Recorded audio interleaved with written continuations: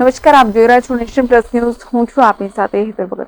Shanidev foundation Vadodara અને પ્રીતિ રવિ અગ્રવાલ દ્વારા સતત બીજા વર્ષે ગૌરી વ્રત કરતી 1000થી વધુ કુમારિકાઓ માટે એક સુંદર કાર્યક્રમનું આયોજન કરાયું છે.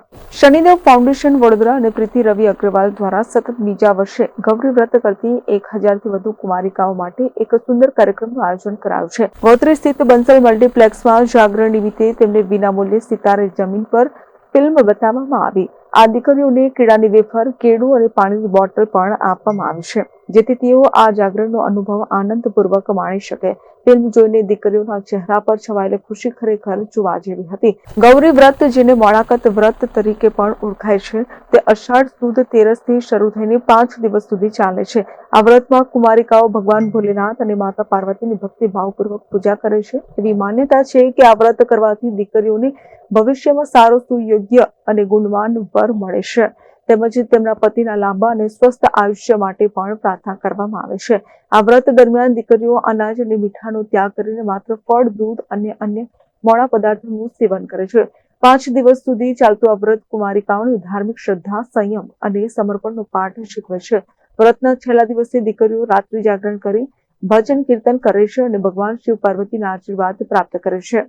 શનિદેવ ફાઉન્ડેશનના રવિ અગ્રવાલ, જય કાપડિયા, ભાવિન સોની, મનીષ અગ્રવાલ, દિનેશ પીટર, યોગેન્દ્ર રાઠોડ, વિજય શર્મા, નયન સકપાલ, રોહિત અગ્રવાલ, રાગણીબેન જાદવ સહિત 50થી વધુ સ્વયંસેવકોએ આ કાર્યક્રમને સફળ બનાવવામાં મહત્વનો ફાળો આપ્યો છે. શનિદેવ ફાઉન્ડેશને તમામ વાલીઓનો પણ આભાર વ્યક્ત કર્યો છે, જેમણે તેમના પર વિશ્વાસ મૂકીને પોતાની દીકરીઓને આ કાર્યક્રમમાં ભાગ લેવા મોકલી હતી. આ પ્રકારના કાર્યક્રમો આપણી સમૃદ્ધ સંસ્કૃતિ અને પરંપરાઓને જીવંત રાખવામાં મદદરૂપ થાય છે અને યુવા પેઢીને આપણા મૂલ્યો સાથે જોડી રાખે છે. શનિદેવ ફાઉન્ડેશન અને પ્રીતિ રવિ અગ્રવાલ દ્વારા ગૌરી વ્રત નિમિત્તે આજે જાગરણ છે અને જાગરણના દિવસે કુંવારિકાઓને મસ્ત મજાની ફિલ્મ સિતારે જમીન પર બતાવવાનું આયોજન કર્યું છે અને આ કાર્યક્રમ અહીંયા અત્યારે દીકરીઓ ફિલ્મ જોવા માટે મોટી સંખ્યામાં આવી છે. અંદાજિત 1000થી પણ વધારે દીકરીઓને ફિલ્મ બતાવવામાં આવી રહી છે અને સતત બીજા વર્ષે અમારો આ નાનો પ્રયાસ છે દીકરીઓના ચહેરા પર એક સ્મિત લાવવા માટે, એક ખુશી લાવવા માટે, તેમના પરિવારમાં ખુશી લાવવા માટે.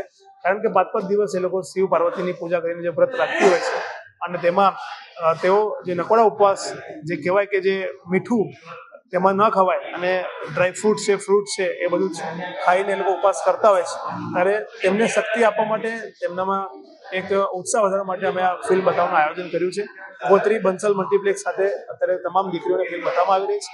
દરેક માતા પિતાનો અમે આભાર માનીએ છીએ કે અમારા પર વિશ્વાસ મૂકીને તેમને પોતાની દીકરીઓને અહીંયા ફિલ્મ જોવા માટે મોકલી છે.